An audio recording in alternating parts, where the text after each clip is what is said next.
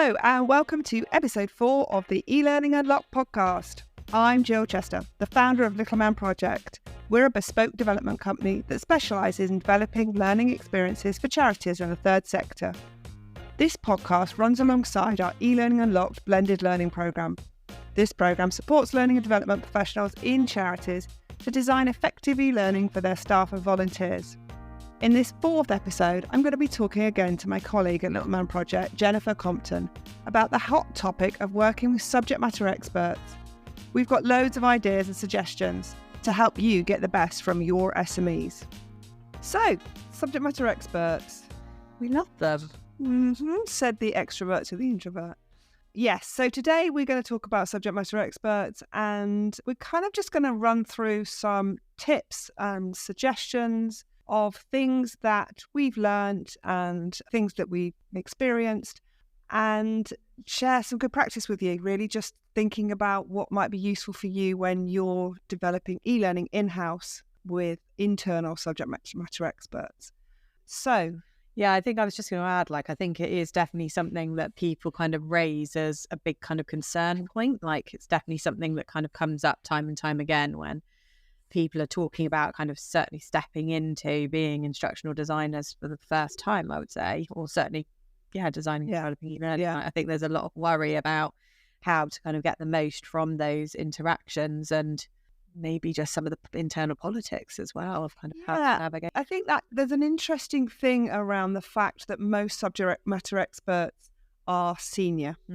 I think so. There's something around that idea that, certainly in our experience, that the subject matter experts tend to be more senior than the people within the L&D team, or certainly within the person who might be designing or developing the e-learning.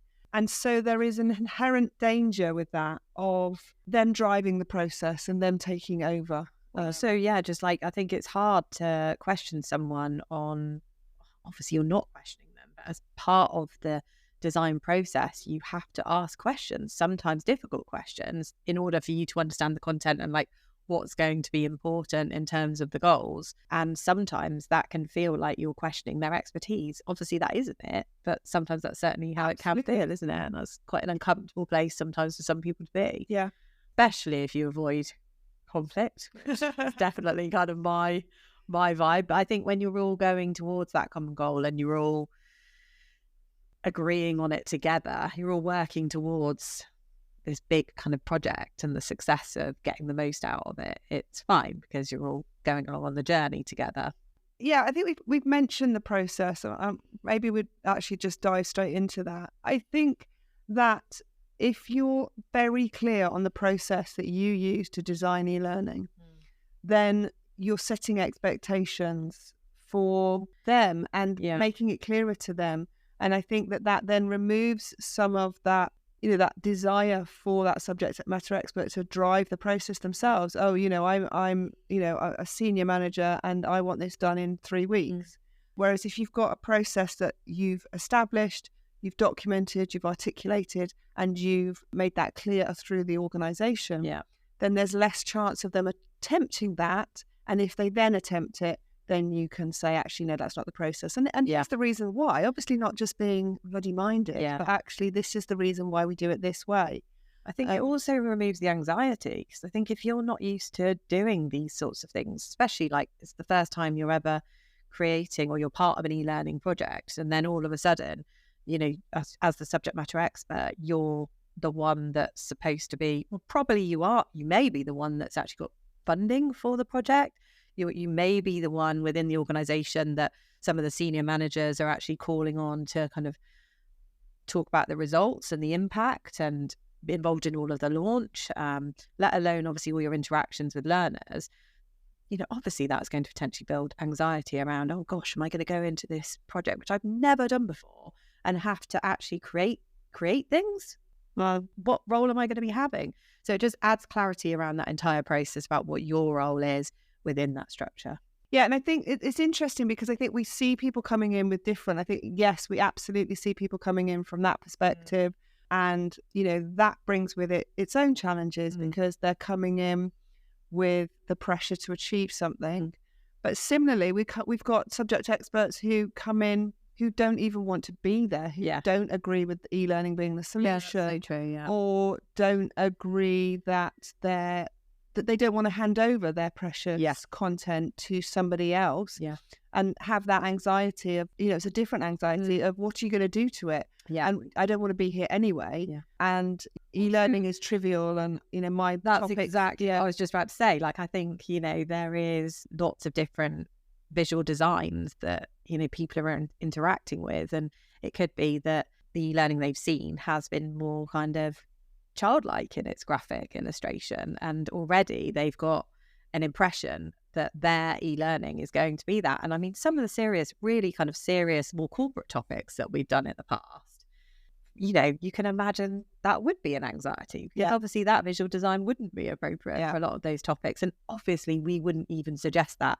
but they don't know that yet because they haven't got experience of doing it yet. Yeah, no, absolutely. But I think that also then maybe leads into one of the other points we wanted to make, which is, you're going to have to take them on a journey, and you have to kind of take them delicately, and you need to know what their starting point is. Which of these people are they? Are they the people who don't want to be there? Are they the people who don't like e-learning? Are they the people who think they know the answer to good quality e-learning, and you're going to have to take them on a journey? So start where they are, find out who they are, and adapt your methodology, but stand firm. I think that's really and I understand what I'm saying is very difficult, but have that process agreed by the whole of the organisation at the most senior level you can get it agreed. And then that takes the sting out of what you're doing. I was just going to say there as well, like, I think the one subject matter expert we haven't kind of touched on there is the subject matter expert that's really excited, True. 100%, like, we're kind of talking about worst case scenario, and obviously we're trying to be realistic as well, but I think the reality is a lot of the time subject matter experts are really excited because they've actually worked so hard on something for a long time, and finally they're getting to actually reach new learners, or they're getting to communicate in a different way.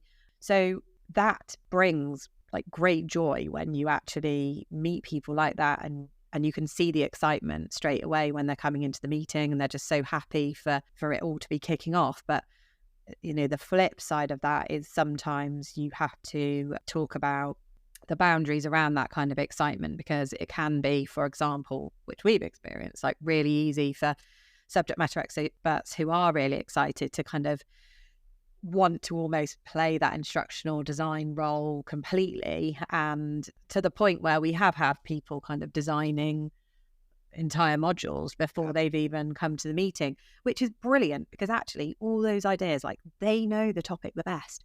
They know how things work in the classroom. We've had amazing stuff, haven't we? Like, where we've had charities that have just got stories and fantastic kind of interactions that work so well in the classroom that they bring in, and we then build on those, don't we? So it's not, for nothing. Like, it's all really useful, but sometimes you can just get too far down that road that they're visualizing exactly how it should look, the exact interactions that will be, but they haven't even, we haven't as a group fully agreed on the goal. So going back to the goal again. No, that's a really good point. And I think, so let's go back to the goal. I think that, that's 100% our starting point for everything, is making sure that you understand why you need this piece of e-learning.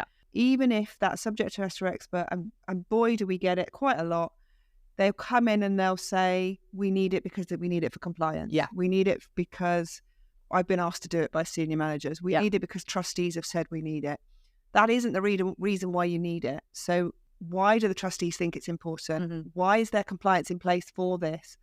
And maybe the answer is, what's going wrong? Like, what's caused this stir? And so use that as your starting point. Now, that's a whole different topic, finding a goal. But get that established with your subject matter expert. Because we've certainly used it as a way to push back. Because if you've got a goal established, and you've got a SMART objective for it. And so we're not talking about learning objectives, by the way. We're talking about a goal for the module itself. Once you've got that, you can then use that as your gatekeeper. So they'll say, well, I just want to do a bit about the history of data protection. That's not going to increase reporting of breaches.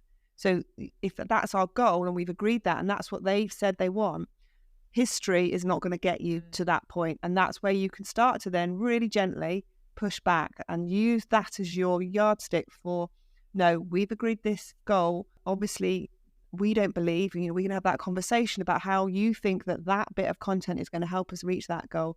And if it isn't, then it's a nice way to get them to ease off the brakes on those sorts of added extras, nice to haves. Especially though, I think there's two things there as well. Like, one is about time. There's no doubt that in an organisational induction, having historical information about how the charity got to be where it was isn't interesting. But if you've already determined that actually we're only going to have a 10-minute module within an induction on the organisation, and that has to also cover vision, mission, values, what services potentially you're offering, then ultimately, what are you focusing on? What is the thing that's important at that point? And unfortunately, you have to make decisions about what's going to go. Not to say that they can't be used as other resources that isn't even e-learning per se. So I think there's that point. But also I think, agreeing the goal, again, not to be Debbie Downer, but the reality is that can be an awkward conversation sometimes. They may think that something is the goal, but actually through the conversation and digging down, I think most of the time subject matter experts do come along with you on that. But it's a lot of asking why. Why? Yeah. So we just need it because it's compliance. Yeah. Why is compliance there? Because this, what are the things that, if you could name 3 things that are going wrong, what would they be? Right. Can we stop those? Can we create a piece of e-learning that will stop those? And so, focusing on that tangible outcome with some sort of measurable goal, that's going to be a great starting point for your module in general, for your evaluation at the end, but also as a way to push back with subject experts who want to just slip in a bit of nice to have. Yeah.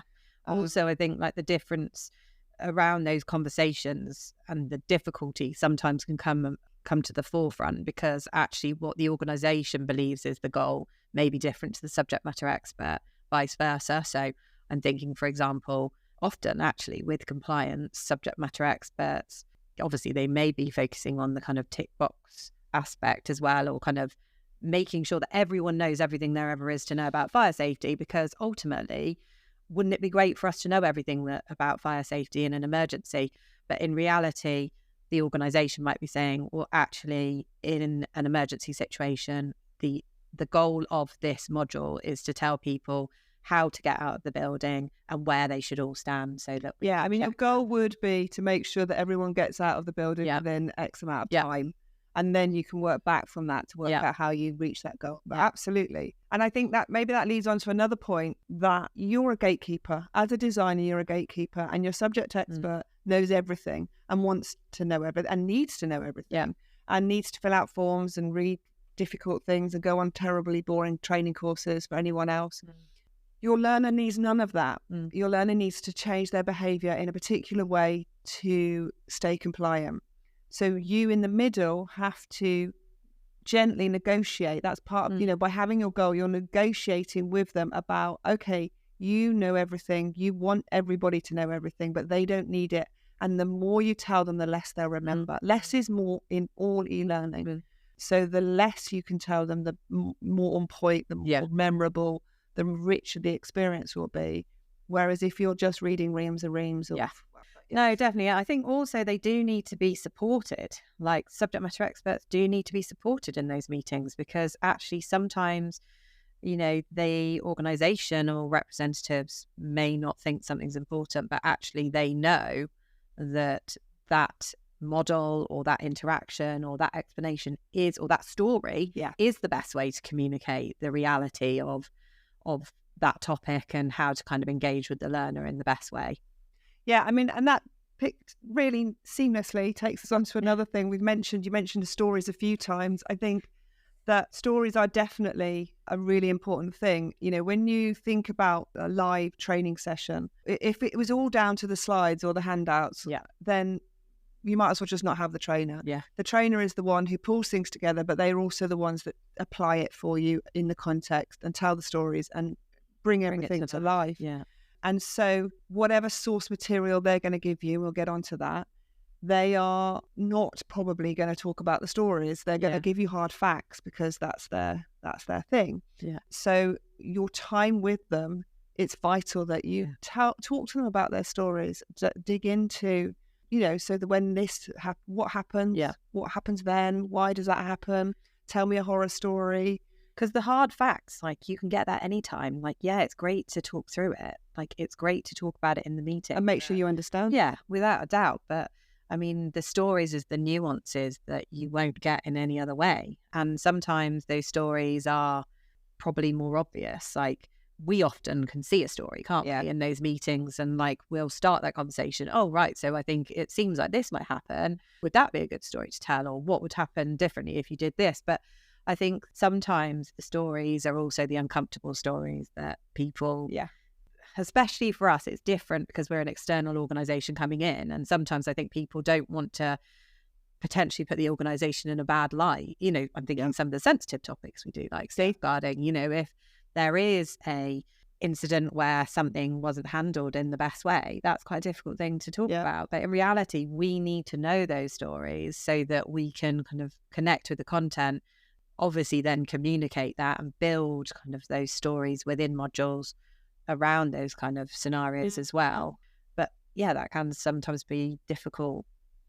I mean, it's interesting because you couch that, and the way I've always thought of it is it's harder for them to come to us, but I wonder if it's harder to go internal because people know things have happened, but they're confidential. So, maybe actually that picks up another one of our points, which is about building trust with them. I was just about to say that. Totally. Like, we know each other. Yeah, I totally agree because, I mean, if you feel like you're all on the same page and like ultimately we're all working towards the common good, then it's okay to share those stories. Obviously, there isn't going to be judgment there anyway, and it's all going to be for the benefit of the project to be kind of discussing them. But it's okay for things to go wrong. It's okay for the process to not be perfect, within any part of an organisation. And ultimately, that's the whole reason why we're there creating a module, isn't it? Like to try and create change. Yeah, exactly. If there wasn't a problem, there wouldn't be a need potentially. And therefore, why are we there? Yeah, no, so it's a really good point. Okay, so moving on to one of our other points that we wanted to kind of talk about. I think that a key thing for me is to stop subject matter experts creating source materials before they get to us. Yeah. So to be really clear, when we talk about a source document, we're talking about the information that you need as an instructional designer to design the learning. Yeah. So not a script, no storyboards, no I've written this script for slide 4, 5, and 6. We don't want any of that. What we're wanting is just core information, enough to teach us so that we can then translate that into e-learning. And what we try desperately to do, and it's not always possible, and that is to stop a subject expert creating that before the kickoff meeting. Yeah. So before you start having these conversations about the whys and the goals and the, who the learner is, you absolutely make sure that they don't create anything first. And the biggest reason for that, and it's difficult because subject experts going into a meeting, they want to be fully prepared, they want to make sure they've pulled a few things together. But the reason we really discourage it is that there's nothing harder in life than moving a subject matter expert away from the 50 slides that they took 2 weeks to write, so that you move them into, I only need 3 slides and a story. I mean, I think, to be fair, we're all like that in life, aren't we? Not just I mean, there's nothing worse than putting a hell of a lot of work into something only for someone to come and say, oh, well, actually, we don't need 3/4 of that. Like, it's hard to kind of shift your understanding and not hold on to what you've already created.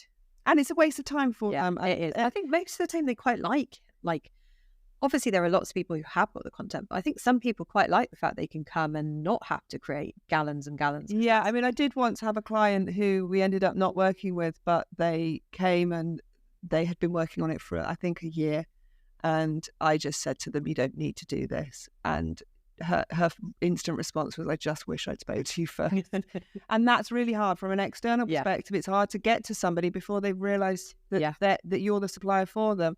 Whereas that it, neatly links back to, if you've got that process in place and you've articulated to that, ideally, as soon as someone expressed an interest in creating a bit of e-learning, then make sure that you send them something, even if it's just a little video or a PowerPoint about the kind of do's and don'ts, or it needs to be softer than that, but whatever your expectations around what they are. Yeah. And make sure one of those things is not to create anything first. Yeah. They can pull content together. So sometimes we say, well, just set up a folder, pull in the policy and and any training you've done, pull all that stuff together. Ideally, send it to you as the designer before you have a meeting with them, so you can do a bit of background, but don't let them invest any time in building that source beforehand. I think the only thing I would say on that is, like, in an ideal world, and I mean, we know that subject matter experts have an actual full job alongside creating these sorts of resources as well, but often they're only part-time, kind of dipping in and out of these projects. But in an ideal world, wouldn't it be amazing to be able to give the subject matter experts some questions before that, they kind of just jot a few notes down? Like, that's our ideal, really, isn't it? Like, okay, who do you think the learner is? What do you think the challenges are that's currently happening? What do you think would make the biggest difference?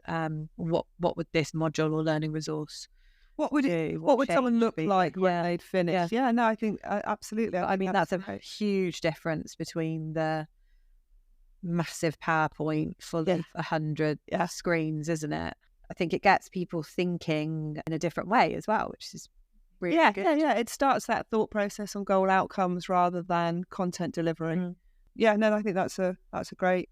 And you touched on learners, and that's another thing that we wanted to. So this is a kind of an aside, so we'll just take this step away and come back. But subject matter experts are very focused on their topic a lot of the time and believe that they understand what's going on with learners. And in our experience, sometimes they do and sometimes they don't.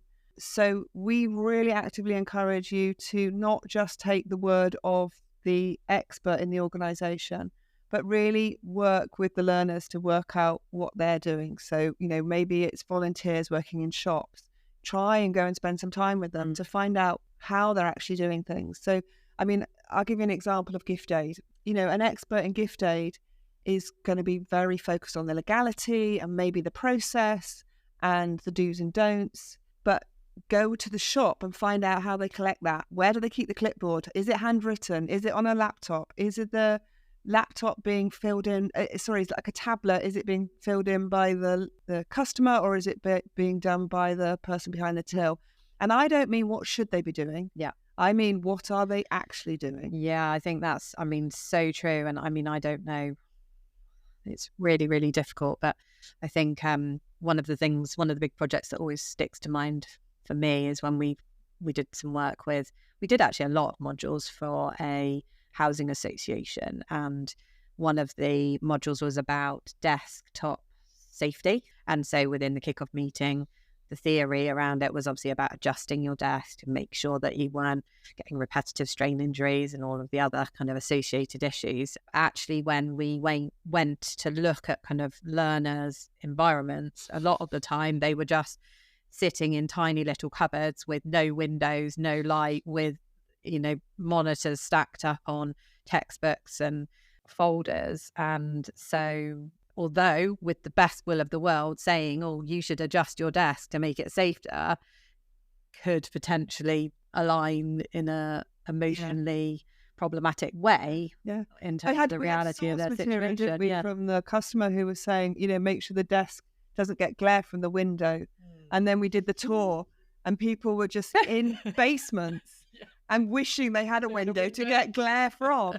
And, I think that's a big difference particularly when people are running face-to-face training on topics, you can pick up on those nuances. When someone's looking cross and you can say to them, oh, Bob, did you have something to say? And he'd be like, I wish I had a window, When you're doing e-learning, all they're doing is seething with resentment at the other end when you've spent 2 minutes of their time explaining to them about how to make sure the glare is removed from the window and how they could put a blind up and X, Y, and Z. But also, I think the other thing I remember from that project, we won't go too far into it, but one of the things that always stuck out for me was make sure that you've got an adjustable footstool. And we actually challenged the SME and said, How many people have got these? And he was like, I think it's about, 20%. And we were like, how much would it cost the business if everybody asked for them after doing this e-learning? And he was like, probably about 30,000. And you're like, do you want this included in the module? It was the right thing to do, but there's always an impact. Yeah. And so it's that can be going back to that challenging conversation, that can be one of the sorts of things that you'll need to do in terms of that challenge of, asking those types of questions. Are you ready for the impact of reality? That if we're successful, what you're going to receive at the other end? Are you ready for 20,000 volunteers to be ringing your helpline to say that actually this isn't exactly as it is in the e-learning? Yeah. But no, I mean, jokes aside, ultimately getting that kind of learner feedback and that knowledge, I mean, that is, aside from those amazing stories that subject matter experts give us, which is the gold dust, hearing it from learners as well, that again is kind of those little magic nuggets. And ultimately, you might come across something that you're not necessarily going to fix within the e-learning, and it is an environmental thing, but at least knowing about it means that you might be able to mention it or address it within the e-learning, like talk about it, don't just ignore it. And then at least you're on the same level. Like, learners know that you're empathizing with the reality of their situation rather than just completely removed, sat in an office. Yeah. Just whitewashing and just giving facts instead of actually, helping them. Maybe the answer to the footstool is take the books that you propped your PC screen on and use that to put your feet on instead. So, okay, just thinking back to some of the things that we wanted to mention. I think one of the things I wanted to say, which is a really small point, which is don't always work with the top person. So what I mean by that is, it's quite logical. We often use safeguarding and data protection as an induction, as a global example, but let's take data protection. Don't necessarily go to the top person on data protection. What I have found in the past is that by working with maybe someone who works for them, someone lower down on the food chain, is actually better. And the reason for that is that they often have more nuance in their understanding. They're often more engaged with the rest of the organization because they're less senior, as in they know what, Simon does in marketing, and they're friends with Sarah, who's in the, in the post room. Post rooms, we don't get those anymore, but they have more, they're more kind of keyed in. But I think the bigger point is that what you'll tend to find, as Jen has alluded to earlier, is that a subject expert is inundated. Quite often projects will slow down because they're having a particular problem that we're trying to address with the e-learning, but they're dealing with on the ground. So they can't focus on the e-learning. It's kind of vicious circle. So by working with someone who's lower down the structure, you'll get someone who's more in touch with what's going on within the organization with people. But you'll also get someone who's keen to be that person, be keen to, and will know enough. And where their knowledge stops, then they'll just go and speak to that individual. And the other top kind of more senior person could potentially be involved, but maybe not at the lowest granularity, mightn't it? It might be, okay, well, we'll involve them with the sign off of the content, the prototype, the content, maybe an outline once that source has been done. And also, maybe alpha, but certainly gold, probably sign off. I'm thinking more about that kind of questioning. What does this do? Why are you doing it this way? That, but absolutely. You need to make sure that they're still engaged. The thing I was going to say, obviously it feels like we've kind of touched on a few things like challenges, and like actually kind of to reassure everyone who certainly is new to this, like most of the time it's a great relationship. Obviously we're trying to give you tips about managing stickier situations, but in reality, most of the time our relationships with subject matter experts are like great. They're really great, and we make friends, but we learn a hell of a lot. They learn a lot, and actually, at the end, it feels like we're just one kind of little team. But I think there's so many positive things within there, aside from the challenges that, me and you have had lots of conversations about this, but touching on some of the other things that we talked about, like, one of the top tips is make sure that they feel excited. Make sure that you're getting their kind of energy and enthusiasm around the project or module or what you can bring to the project. Yep. Make sure that they're getting engaged in that. And that could be anything from kind of sharing different visual approaches from other e-learning, sharing different ideas around content that might be possible, down to kind of more developed ideas, like if you come up with treatment ideas that you think particularly will work. And obviously not all subject matter experts will get engaged with that. Some of them won't care as much as others, but you'd be surprised how many people, like, it brings the content to life. It's just so exciting. And I think that's a really good point about sharing those treatment ideas, because it is a good way to get them involved and excited. But I also think it's a great way to check whether or not you're on the right track. Totally. So, for instance, we love stories. We've already talked about how you should get those from them, but maybe you want to do some scenarios and explain that. Say to them, could we do this, and then we could do this, and maybe we could do some branching where they go off and answer this question, and they come back, and if they get it wrong, that they continue the story and they don't, like, to have those conversations. How about I do a game? There's nothing worse than you holding all those ideas in your head, not mentioning them, going away, coming up with something, and the subject matter expert said, no, I expected it to look like the same one we did last year. I mean, one of the ways that we describe it is kind of like a fun benchmark, isn't it? Like your appetite. What is your appetite for fun? And what do you think your learner's appetite is for this? Because there's no point going away and designing something that's completely wild and out there when actually it's not going to connect with the audience, which people do have. Like, we hear those stories time and time again, don't we? And really important that we all kind of learn from those things. But I was going to say that there's a tightrope sometimes, isn't there? You touched on that, between a subject expert's capacity for fun and the learner's desire for it. So true. And so I think, again, I tend to want to bring the subject expert with us on that. And so, kind of engaging them and trying to excite them. But also, if they completely deny that and say they don't want to do it, that's why it's so important to have other people on your project team. And that's a whole different podcast, a whole different topic about who should be stakeholders. But sometimes you need them. You need people who are going to say, no, do you know what? I think a game is the answer. Because that's not what a subject expert would want.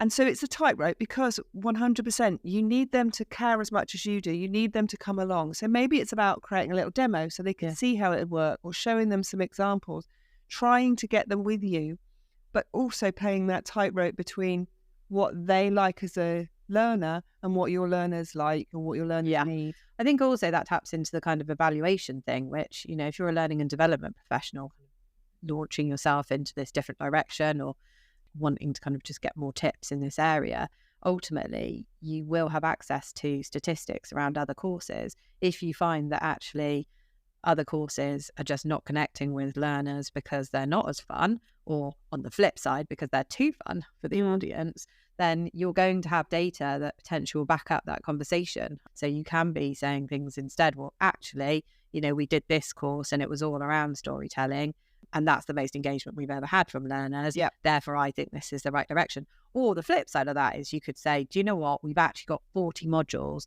that all look the same, all sound the same. They've all got the same interactions. And your topic is so engaging anymore. Your topic is so important that let's do something better and bigger for you.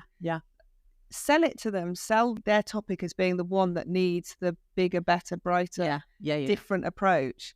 And then maybe that you'll flatter them into submission. And it isn't just a case of like, you could have more of a traditional approach within the organisation previously around e-learning. And potentially if you just show them a load of graphics, we're thinking this sort of thing, that can potentially scare people. Well, like, oh God, no, I'm not sure that's quite right. Because obviously at that point, you won't have customized it for potentially the brand, the tone. You won't have like made it fit with the content. So you do need to be careful. Like, you want to be showing and sharing ideas and treatments, but actually not showing and sharing things that are so wacky and kind of that they won't be able to connect with them at all, which is... But anyway, the bottom line is exciting them. You get some amazing feedback there, don't you? So I did want to touch on a horror story that hasn't happened to us, but I do hear of it internally. And I think, so, we're in a place of privilege when by the time somebody hires us to produce some e-learning for them, they already know that they've got the budget, that they need it, that they're in. And so sometimes the problem we have is that we're telling them we don't think e-learning is the right answer, but that's a whole different discussion. But we're in. So the story I wanted to say is around giving ground. And it came up actually in the forums for our e-learning unlocked program, which is the kind of running alongside of this podcast, where people were saying, sometimes I just have to compromise a little bit to bring them with me. And that is absolutely fine. I would pick your fights like children, like teenage children, pick them wisely. And yes, sometimes give ground. But I also want to say, sometimes you just have to give up. And I know that's an awful thing to say. Controversial. I know. This is my controversial opinion. So what I mean by that is, imagine you've got a senior subject expert who wants to do a piece of e-learning in a particular way, and you do not agree that that is the right way. And that's because, you have experience and knowledge and you're a professional, an L&D professional, but they're convinced that that's the way to go and that's what they want to do. You have a responsibility as a designer to try and navigate them out of that decision. But sometimes that's not possible. And I am a firm believer that there are two outcomes to letting them go ahead. One is that they will prove you wrong and you will learn, and that's okay. Sometimes things work that you didn't expect them to work. And, sometimes we just have to take subject experts as knowing stuff in your area, outside of their own area. So sometimes that's okay. But the other thing is that sometimes they will fail. There's two options. It'll either succeed or it will fail. And if it fails, then you have set out the ground of why you believed it wouldn't work. And you have staked your claim. You've made that clear. And, as a more senior person, they've gone ahead and done it regardless of your advice. So it's a win-win. You either learn from that or they learn from it. And you are raised up in terms of, as I explained, that this would happen and, this is because of this. And I mean, that's important just to touch on that around the documentation at that stage and the documentation within those meetings, because if you've got it clearly recorded why an approach went forward, that's all agreed by different stakeholders, then obviously the decisions are clearly laid out, whatever the outcome. I know that's it's uncomfortable. It's uncomfortable for us to listen to this because we know that this is charity work, it's charity money. And so I'm not saying you don't put every effort into avoiding these disasters.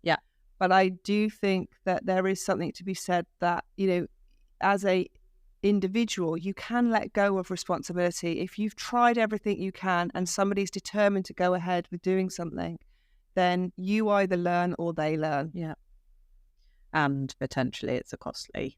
It is, unfortunately, but and that's not ideal at anyone's. No, I agree. So I think we've actually covered a lot of our points. I think the only thing I would say that we haven't covered is, or perhaps we haven't said enough, and that's about setting expectations. So, that's part of this whole process discussion, but set expectations. We like to show e-learning examples because some people may believe e-learning to be one thing, maybe they're used to text and image or they're used to, a particular device or authoring tool. Other people may be expecting, VR headsets and AI integration, and you might be somewhere in the middle of this. So setting expectations, showing them examples of things that will inspire and excite them, but also within your capability. And they do need to understand what is and what isn't possible. Otherwise, you can get further down the project line and it can potentially lead to disappointment. But also, don't underestimate how talking to someone and getting their ideas and coming up with things that you don't know how to do but you're pretty sure is possible, that is also good for you as a designer, because, you know, we'll quite often say to clients, well, I mean, I love that idea. We don't know if it's possible, but let us take it away and let's have a look, because I think it will really enhance the learning, or, you know, just things like that. So I think don't just be bound by what you can do because you've done it before. Take on that excitement.